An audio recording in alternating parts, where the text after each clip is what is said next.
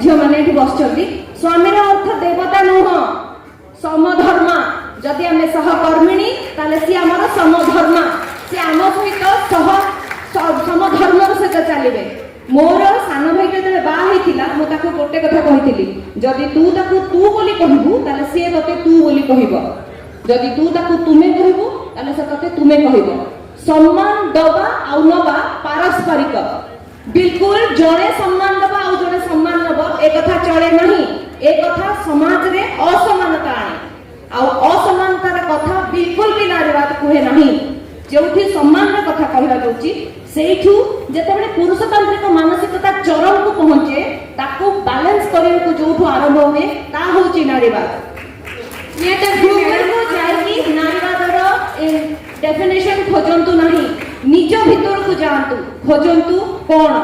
आउ लेखिबा गोटे कविर काम केवल लेखिबा नहे गोटे कविर काम होची तार प्रतिटी लेखा को प्रत्येक दिन विश्लेषण करे आगु को बढ़िबा।